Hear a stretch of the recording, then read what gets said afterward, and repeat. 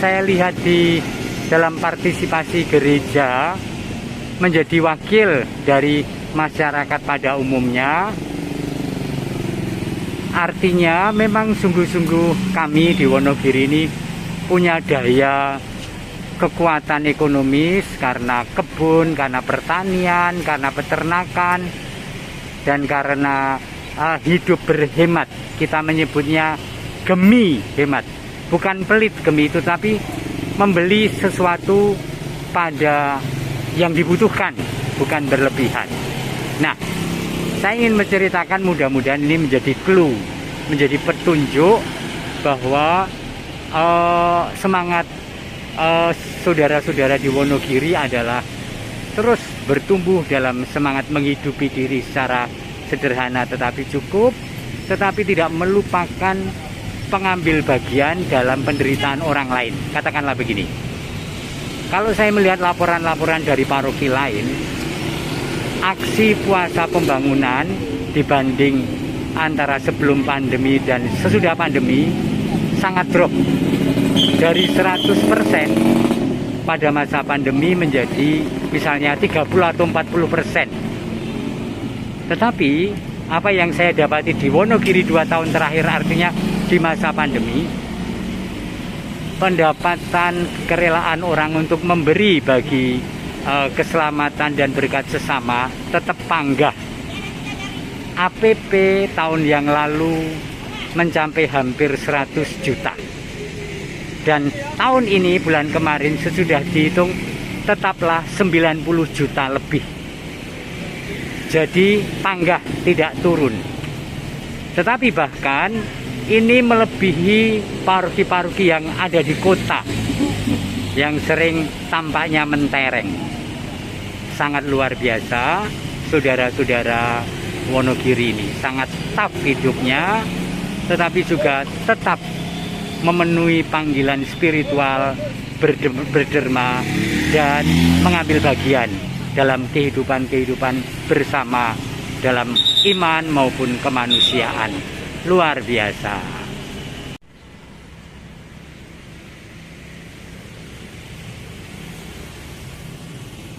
Saudari-saudara, saya berhenti di pinggir lapangan di tengah kota depan Polres Wonogiri ini karena view-nya sangat bagus, tetapi saya terengah-engah karena saat ini jam berapa nih? Jam setengah 2, jam 11. Sangat panas udaranya. Tetapi saya ingin mengisi waktu ini bersama Anda untuk merespon apa yang ditanyakan oleh beberapa prodiakon tentang peran mereka. Prodiakon. Kebetulan hari ini bacaannya adalah tentang kebutuhan gereja awal akan orang-orang yang mempersembahkan diri untuk aneka pelayanan dalam gereja. Pelayanan kesejahteraan, pelayanan orang sakit, pelayanan penghiburan. Dan itu dilaksanakan bukan pertama-tama oleh para rasul yang sudah sibuk dengan pewartaan, tetapi dibantu oleh diakon-diakon terpilih. Maka kemudian dipilih 7 diakon disebut dalam bacaan hari ini, Sabtu 30 April ini. Nah, saudari-saudara, kita setiap gereja di Keuskupan Agung Semarang ini atau dimanapun ada panggilan sebagai prodiakon. Panggilan yang sangat mulia. Pro itu artinya untuk apa? Untuk tugas-tugas seperti diakon yang sesungguhnya. Tentu saja ini panggilan yang sangat mulia. Bahkan SK-nya pun bukan SK Romo Paroki loh, SK Bapak Uskup. Keren banget kan? Artinya tentu saja nilai panggilan itu adalah nilai yang luhur mulia. Ada banyak hal luhur yang terus diperjuangkan oleh para prodiakon. Kita ingat, prodiakon ada di lingkungan pasti orang-orang yang hebat. Bener kan? Nah, saya ingin mengatakan, ini kameranya dinutupi. Oke. Nah, capek pegang tangan kanan terus, sekarang tangan kiri. Nah, saya ingin menanggapi beberapa pertanyaan dari beberapa prodiakon tentang peran mereka. Oke, saya akan mengawali begini. Tadi kok introduksinya betapa mulia panggilan prodiakon. Terpilih dari umat, bukan dalam konteks ahli administrasi atau iso ngemong dalam konteks organisasi, tetapi teladan hidup yang mumpuni, yang dianggap layak oleh jemaat untuk mengambil bagian lebih dalam membagikan sakramen Maha Kudus dan pelayanan-pelayanan altar lain. Nah, ada beberapa keluhan dan pertanyaan yang sangatlah wajar itu dikatakan dan dipertanyakan. Ada prodiakon yang bertanya pada saya, Romo, begini, terutama pada masa pandemi di mana banyak larangan untuk datang ke gereja, tugas prodiakon atau pembagi komuni itu menjadi lebih berat lagi karena harus mengunjungi pada hari Minggu atau Sabtu itu bisa belasan rumah. Anda bisa membayangkan, kunjungan saja setiap kali seberapa jam, belasan rumah, tele-tele lemes. Bahkan ketika tidak mengasto sakramen Maha Kudus, apalagi mengantar sakramen, pasti tegang dan sangat sepaneng. Nah, ada beberapa keluhan yang sangat wajar dari praktek pelayanan mereka. Ada yang bertanya, Romo, apakah saya boleh menolak pelayanan untuk membagikan komuni pada seseorang yang sedang batuk dan flu, yang saya rasa, saya duga sangat mungkin atau jangan-jangan COVID. Boleh apa enggak? Saya pelayan yang baik, saya dipanggil untuk menjadi prodiakon, membagikan komuni dan seterusnya. Tetapi ini pada seseorang yang sedang flu berat, dan kalau kita cek antigen kurang lebih pasti positif. Boleh enggak? Saya ingin mengatakan dari saya pribadi, dan saya katakan kepada semua prodiakon yang bertugas di paroki, boleh.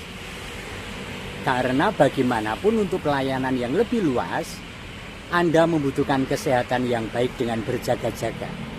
Berjaga-jaga itu artinya sebelum kena, waspada, sedia payung sebelum hujan, bukan kapok ketika sudah kena.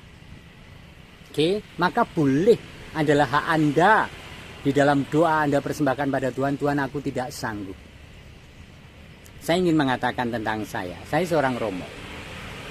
Sampai beberapa waktu lalu, sekarang belum ada yang minta lagi, ketika ada orang yang sakit di rumah sakit dan minta sakramen perminyakan orang sakit, saya tidak mau untuk datang karena berjaga-jaga, apalagi saya komorbid.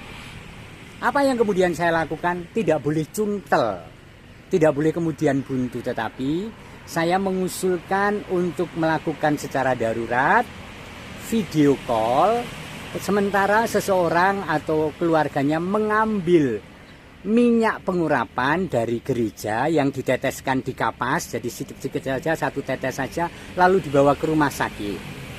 Lalu dengan video call kita berdoa dan merayakan sakramen itu, dan setiap kali akan melakukan itu saya berdoa seperti rumus sakramen perminyakan, dan orang yang membawa tadi mengoleskan di dahi si sakit, di telapak tangan kanan dan telapak kiri. Seperti itu. Saya menolak dan saya mengatakan silahkan cari Romo yang lebih muda. Dengan kerendahan hati dan keterbatasan saya mengatakan. Oke. Keluhan yang kedua, banyak pokoknya, tetapi saya hanya ingin menyebut beberapa saja. Yang kedua itu yang terjadi gini. Romo, ada orang yang meminta supaya sekalian ketika mengantar sakramen Maha Kudus, karena dia menunggui dan tidak bisa meninggalkan, walaupun dia sehat, meninggalkan si sakit, bolehkah sekalian menerima sakramen itu? Tentu saja dengan syarat-syarat tertentu dan darurat. Menurut saya bisa. Masa gitu? Wong ra iso ditinggalke, sing loro ra iso ditinggalke kok kita masih mengatakan harus ke gereja. Itu namanya menyiksa. Ingin beriman dan mengaktualkan iman aja kok angel. Bisa. Tetapi tidak boleh menjadi latah. Latah itu artinya begini. sekalian ngejak anaknya, meren dok, sekalian ini anak saya juga tidak ke gereja karena harus belajar, tadi malam nonton TV sampai semalaman, bangun kesiangan, sekalian boleh menerima komuni? Tidak boleh. Tentu saja ini kebijakan Romagus ya, tidak boleh. Ini menurut aku tidak boleh ya. Oke, dua itu saja.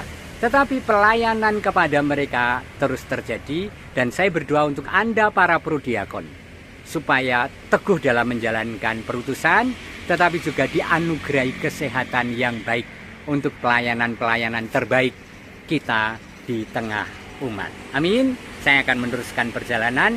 Tuhan memberkati Anda dan keluarga, Bapa dan Putra dan Roh Kudus. Amin. Yo. Hore, Wonogiri macet. Oh. Ya, seru. Karena udah mau lebaran. Tadi sebenarnya saya mau mengakhiri olahraga siang ini dengan makan soto Pak Blangkon.